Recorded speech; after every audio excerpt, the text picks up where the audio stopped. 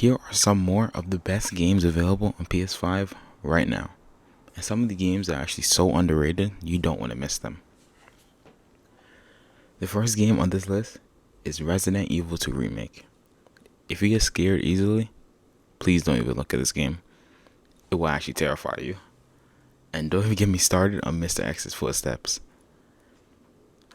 I've never screamed so much in my life. But other than that, this game is amazing. It's one of my favorite games of all time. And with the PS5 upgrade, it looks so gorgeous. I mean, it was already a beautiful game in general, but now it looks flawless. The ray tracing, the face details, the lighting, everything. The gameplay is great and smooth. The story is simple and effective and doesn't feel drawn out 98% of the time.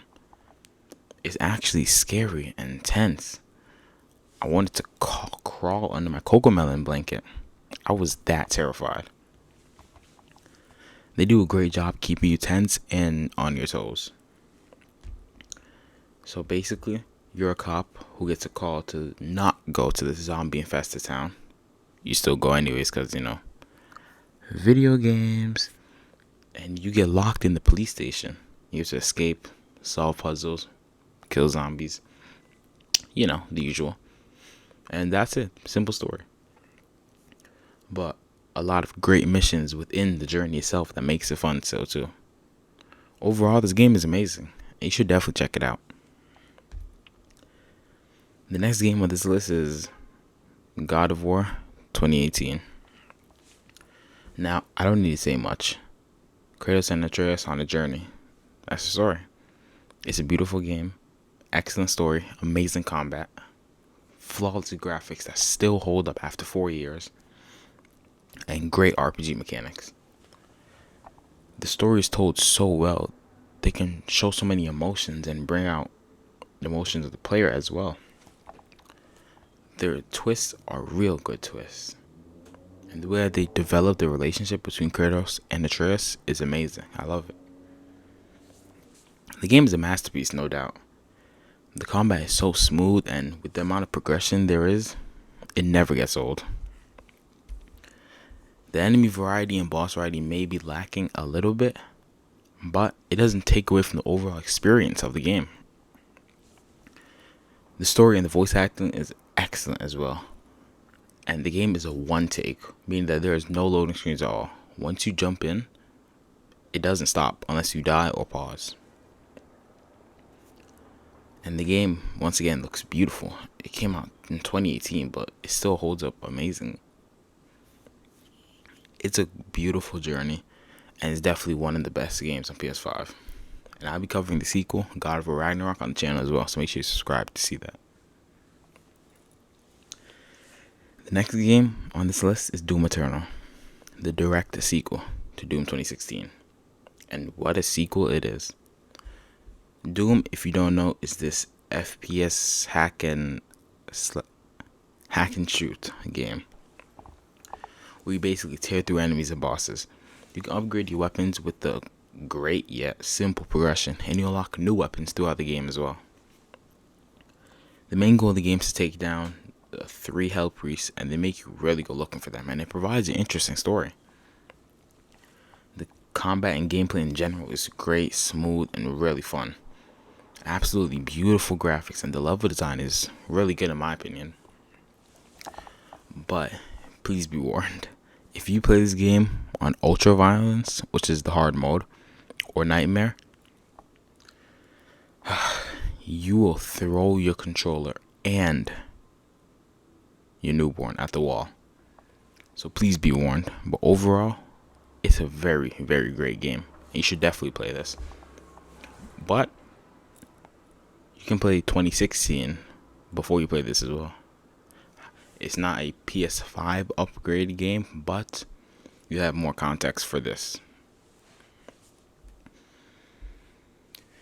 Now, the next game on this list is a little controversial. So before you dislike, hear me out. The Last of Us Part 2. Okay, now that I lost half my viewers, I can talk about it. I can't force anyone to play the game, obviously. If you think it's trash, that's okay. But personally, I enjoyed it, and I want to at least get some people to try it out. The story is pretty good. Sometimes it can feel drawn out, and the pacing can be off at times. And that isn't the best idea for a nearly 20 plus hour game. But the combat is improved upon from the first game. It's more realistic, and the story, while feeling a little drawn out at times, like I said, is brilliant. If the goal of making you question certain things works, you realize how amazing they made the story and how Naughty Dog had a vision. They created the game that they wanted to create. And that's something that we can all learn from them. You'll realize that it really is just what they wanted to make. Obviously, they wanted us to enjoy the game, but they had a vision and they built it. Simple. The game's graphics are absolutely beautiful as well, and are some of the best I've ever seen. Overall, guys, the game is at least worth a try. You should also try subscribing to my channel. If you want to stay updated on what games you should play and game reviews, then hit that notification bell to never miss a video as well. Okay, and this last one is a little bit of an iffy one too. Some people aren't really that fond of this game, but I think it's worth a try too. Uncharted Lost Legacy is the 6th Uncharted game to come out, if you count Golden Abyss. And it does not feature Nathan Drake as its main protagonist. Instead, we have Chloe Frazer and Nadine Ross. It's an excellent game to play after finishing 4 or to just jump right into. The story is very linear, simple, but still good. You have the Tusk of Ganesh, and the exploration is kind of this limited, weird open world thing in a good way. And they give you a map, a playground, the 4 areas you need to go to, the side activities, and you just go from there. Gameplay is very, very, very, very similar to Uncharted 4. The same climbing, stealth, and combat. However, the environment, story, and characters really makes you feel new again.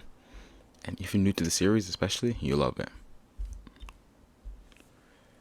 However, that is it for me. If you guys enjoyed the video, make sure you like and subscribe for more gaming videos like this and gaming reviews. I'll also be covering God of War Ragnarok when it comes out, so make sure you stay tuned for that. Have a great day, everybody. Stay safe, stay hydrated, and stay loving.